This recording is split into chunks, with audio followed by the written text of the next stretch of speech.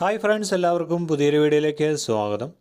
ഇന്നത്തെ വീഡിയോയിലൂടെ ഫെഡറൽ ബാങ്കിൻ്റെ ഇൻ്റർനെറ്റ് ബാങ്കിങ് ആയ ഫെഡ്നെറ്റിൽ എങ്ങനെ രജിസ്റ്റർ ചെയ്യാമെന്ന് ഇന്നത്തെ വീഡിയോയിലൂടെ നോക്കാം.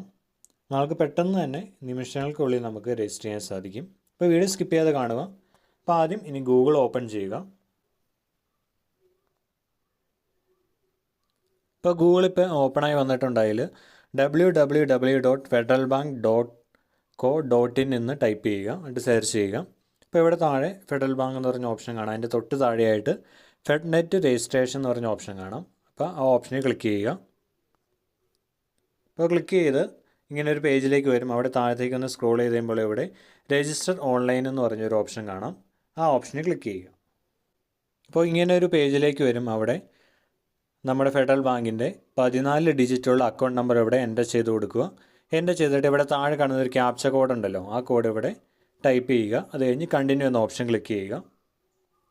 അത് കഴിയുമ്പോൾ നമ്മുടെ ഫെഡറൽ ബാങ്കായിട്ട് ലിങ്ക് ചെയ്തിട്ടുള്ള മൊബൈൽ നമ്പറിലേക്ക് OTP വരും. ആ OTP ഇവിടെ എൻ്റർ ചെയ്ത് കൊടുക്കുക. അത് കഴിഞ്ഞ് താഴെ കാണുന്ന വാലിഡേറ്റ് OTP എന്ന ഓപ്ഷൻ ക്ലിക്ക് ചെയ്യുക. അപ്പോൾ അടുത്തായിട്ട് enter user ID of your choice, അതായത് നിങ്ങൾക്ക് ഇഷ്ടമുള്ള ഒരു യൂസർ ID ഇവിടെ എൻ്റർ ചെയ്യുക. മിനിമം 4 ക്യാരക്ടേഴ്സ് ഉള്ള മിനിമം 4 ക്യാരക്ടേഴ്സും അതുപോലെ തന്നെ മാക്സിമം 30 ക്യാരക്ടേഴ്സ് ഉള്ള ഒരു യൂസർ ID ക്രിയേറ്റ് ചെയ്യുക. ക്രിയേറ്റ് ചെയ്ത് കഴിഞ്ഞ് ചെക്ക് അവൈലബിലിറ്റി എന്ന ഓപ്ഷൻ ക്ലിക്ക് ചെയ്യുക. അത് കഴിഞ്ഞ് നിങ്ങളൊരു ലോഗിൻ പാസ്വേഡ് ഇവിടെ ക്രിയേറ്റ് ചെയ്യണം. നിങ്ങൾ സ്ട്രോങ് ആയിട്ടുള്ള അത് ആൽഫബറ്റ് നമ്പേഴ്സും സിമ്പിൾസൊക്കെ അടങ്ങിയ നല്ല സ്ട്രോങ് ആയിട്ടുള്ളൊരു പാസ്വേഡ് നിങ്ങൾ ടൈപ്പ് ചെയ്യുക. അപ്പോൾ ആ പാസ്വേഡ് ടൈപ്പ് ചെയ്ത് അതൊന്നുകൂടെ റീടൈപ്പ് ചെയ്യുക. അത് കഴിഞ്ഞ് സബ്മിറ്റ് എന്ന് പറഞ്ഞ ഓപ്ഷൻ ക്ലിക്ക് ചെയ്യുക. ഇപ്പോൾ നിങ്ങളുടെ ഫെഡ്നെറ്റ് രജിസ്ട്രേഷൻ കംപ്ലീറ്റ് ആയിട്ടുണ്ട്. ഇനി നമ്മളൊരു ട്രാൻസാക്ഷൻ പാസ്വേഡും കൂടെ നമ്മൾ ക്രിയേറ്റ് ചെയ്തേണ്ടതുണ്ട്. അപ്പോൾ ലോഗിൻ എന്ന് പറഞ്ഞ ഓപ്ഷൻ ക്ലിക്ക് ചെയ്യുക. അതിൽ ഇനേബിൾ ട്രാൻസാക്ഷൻ ഫെസിലിറ്റി, അത് യെസ് എന്ന് പറഞ്ഞ ഓപ്ഷൻ ക്ലിക്ക് ചെയ്യുക. അടുത്തതായിട്ട് നമ്മുടെ ഡെബിറ്റ് കാർഡിൻ്റെ നമ്പർ ഇവിടെ എൻ്റർ ചെയ്യുക. അതുപോലെ തന്നെ നമ്മുടെ പിൻ എൻ്റർ ചെയ്യുക. പിന്നെ ഡെബിറ്റ് കാർഡിൻ്റെ എക്സ്പയറി മന്തും ഇയറും ടൈപ്പ് ചെയ്യുക, സബ്മിറ്റ് ചെയ്യുക. അപ്പോൾ അടുത്തായിട്ട് ഒരു ട്രാൻസാക്ഷൻ പാസ്വേഡ് ഇവിടെ ക്രിയേറ്റ് ചെയ്യണം.